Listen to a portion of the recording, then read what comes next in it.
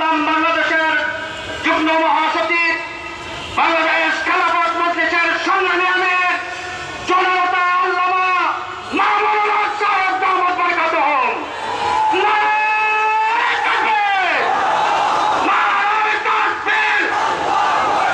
আমাদের ইসলাম বাংলাদেশ জিন্দাবাদ জিন্দাবাদ। আল্লামা মামুনুল হক জিন্দাবাদ।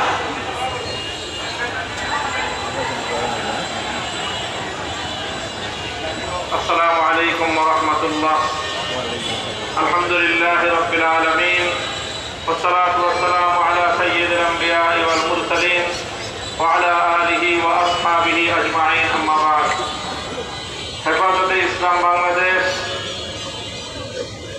নারায়ণগঞ্জ কর্তৃক আয়োজিত আজকের এই গণসমাবেশে উপস্থিত সংগ্রামী সভাপতি, উপস্থিত হেফাজতে ইসলাম বাংলাদেশের কেন্দ্রীয় জেলা ও মহানগর নেতৃবৃন্দ, সর্বস্তরের তৌহিদি জনতা,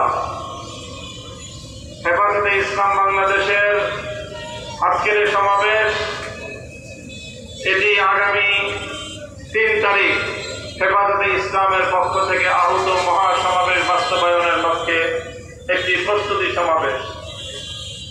এখানে হেফাজতে ইসলাম বাংলাদেশের কেন্দ্রীয় নায়েবে আমির, নারায়ণগঞ্জের সর্বস্তরের আলেম ওলামাদের শ্রদ্ধাভাজন বর্ষিয়ান এবং মুরব্বী আলেমে দ্বীন হযরত মাওলানা আব্দুল আউয়াল সাহেবের উপস্থিত থাকার কথা ছিল। ইনশাআল্লাহ ৩ তারিখের মহাসমাবেশে হেফাজতে ইসলাম বাংলাদেশের নারায়ণগঞ্জ থেকে সকল মতভেদের ঊর্ধ্বে উঠে সকলের সম্মিলিত এক মহামিছিল নারায়ণগঞ্জ থেকে সরার্জি উদ্যানের উদ্দেশ্যে যাত্রা করবে ইনশাআল্লাহ। আমাদের সাংগঠনিক কিছু মতপার্থক্য রয়েছে। ইনশাআল্লাহ ৩ তারিখে আমরা সেই মতপার্থক্যের ঊর্ধ্বে উঠে সকলে সম্মিলিতভাবে প্রস্তুতি নিয়ে ৩ তারিখের মহাসমাবেশকে বাস্তবায়ন করব। হেফাজতে ইসলামের কেন্দ্রের পক্ষ থেকে নারায়ণগঞ্জের সকল নেতা কর্মীদের প্রতি আমার সেই বিশেষ অনুরোধ থাকছে। সংগ্রামী সাথী ও বন্ধুগণ, যেই ইস্যুকে সামনে রেখে আজকে হেফাজতে ইসলাম বাংলাদেশ মাঠে নামতে বাধ্য হয়েছে, দীর্ঘ বক্তব্য দেওয়ার সময় আমাদের নেই। আমরা শুধু এতটুকু কথা বলতে চাই যে বাংলাদেশে স্বাধীনতা পরবর্তী এই সময়ে ব্যাপক সংস্কারের একটি পরিবেশ তৈরি হয়েছে। বিগত ৫৩ পরিবেশে সংবিধানে অনেক সংশোধনী এসেছে, কিন্তু কখনো সংবিধান সংস্কার করার আওয়াজ উঠেনি। রাষ্ট্রকে সংস্কার করার ব্যাপক কোনো উদ্যোগ ইতিপূর্বে গ্রহণ করা হয়নি। জুলাই এবং আগস্ট বিপ্লবের ২ সহস্রাধিক তাজা প্রাণের বিনিময়ে বাংলাদেশে যে গণ অভ্যুত্থান সংগঠিত হয়েছে এবং অন্তর্বর্তীকালীন সরকার প্রতিষ্ঠিত হয়েছে, এই সরকারের অন্যতম একটি মহতী উদ্যোগ হল সংবিধান সহ বিভিন্ন ধরনের সংস্কার কার্যক্রম পরিচালনা করা। থেকে সাধুবাদ জানিয়েছি। ৬টি সংস্কার কমিশন গঠন করা হয়েছে। ৫টি সংস্কার কমিশনের প্রস্তাবনাকে আমরা স্বাগত জানিয়েছি।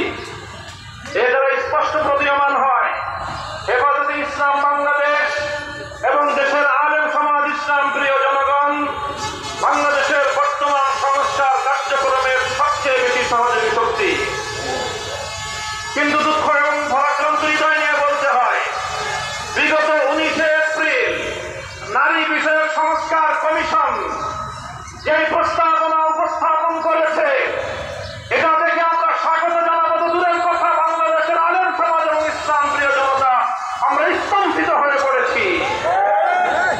আমরা এখনো পর্যন্ত কল্পনা করতে পারছি না, চিন্তা করতে পারছি না যে আগস্ট বিপ্লবের পরবর্তী বাংলাদেশেও এই ধরনের কোরআনের বিরুদ্ধে কটাক্ষকারী কোনো প্রস্তাব রাষ্ট্রীয় পর্যায়ে উত্থাপিত হতে পারে।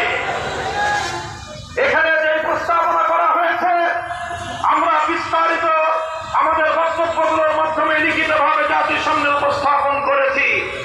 শুধু একটি কথা আমি কোট করছি, এই জঘন্য কমিশন তারা সেখানে বলেছে বাংলাদেশে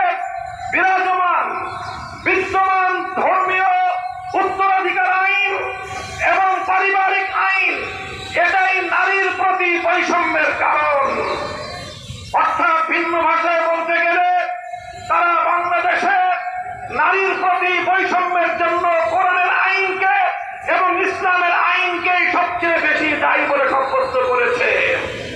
হে ধর্মপ্রাণ মুসলমান, আল্লাহতে বিশ্বাসী, আল্লাহর কোরআনে বিশ্বাসী মুসলমানদের কাছে আমি জিজ্ঞাসা করতে চাই, আল্লাহর কোরআন আল্লাহর জমিন থেকে সকল বৈষম্য দূর করে ইনসাফ ভিত্তিক সমাজ করবার জন্য নাজির হয়েছে, কথা বিশ্বাস করো কিনা? যদি তোমরা এটা বিশ্বাস করে থাকো, তোমাদের ধর্মীয় বিশ্বাসের প্রতি চরম বিশৃঙ্খলা প্রদর্শন করে সেই ধৃষ্টতা প্রদর্শন করা হয়েছে, এটা আমরা বরদাস্ত করতে প্রস্তুত নই। ডক্টর ইউনূস সাহেবের ভেরিফাইড ফেসবুক পেজ থেকে প্রতিশ্রুতি ব্যক্ত করা হয়েছে, এই নারী কমিশনের প্রস্তাবনাকে, তাদের সুপারিশকে যথা দ্রুত সম্ভব তারা বাস্তবায়ন করার প্রতিজ্ঞা করেছেন। এই প্রতিজ্ঞা করার পর অর্থাৎ তারা আল্লাহর কোরআনের আইনকে, যতটুকু আইন পারিবারিক এবং উত্তরাধিকার আইনের মধ্যে এখনো বিদ্যমান রয়েছে, সেটাকে নাকি বাংলাদেশ থেকে উৎখাত করবেন, এই প্রতিশ্রুতি দিয়েছেন, এই অঙ্গীকার করেছেন ডক্টর ইউনূস সাহেব।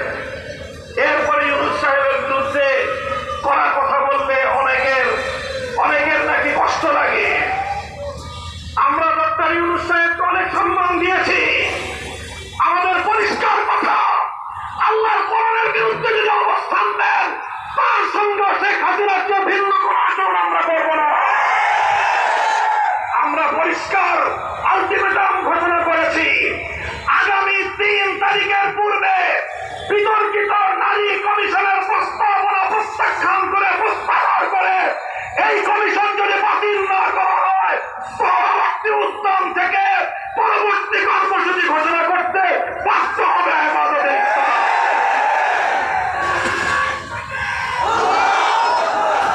আমরা আল্লাহর কোরআনের বিরুদ্ধে ইসলামকে কটাক্ষপূর্ণ এই ধরনের সুপারিশ করবার দায়ে নারী কমিশনে থাকা প্রতিটি সদস্যের বিরুদ্ধে আইনানুগ এবং দেশের ধর্মপ্রাণ মুসলমানদের ধর্মীয় অনুভূতিতে আঘাত হানার অপরাধে তাদের বিরুদ্ধে শাস্তিমূলক ব্যবস্থা গ্রহণ করবার দাবি জানাই। আগামী 3 তারিখের মহাসমাবেশ জনসমুদ্রে পরিণত হবে তো ইনশাআল্লাহ। নারায়ণগঞ্জ থেকে ঐতিহাসিক যাত্রা সোহরাওয়ার্দী উদ্যানের দিকে যাবে তো ইনশাআল্লাহ। আলেম সমাজের ঐক্যবদ্ধ নেতৃত্বে সেই যাত্রা যাবে। প্রতীক্ষায় থাকলাম, বাংলাদেশ হবে ইসলামের বাংলাদেশ, আল কোরআনের বাংলাদেশ, কোরআন বিরোধী কোন অপশক্তি বাংলাদেশে ঠাঁই হবে না ইনশাআল্লাহ। নাসরুম মিনাল্লাহি ওয়া ফাতহুল করিম।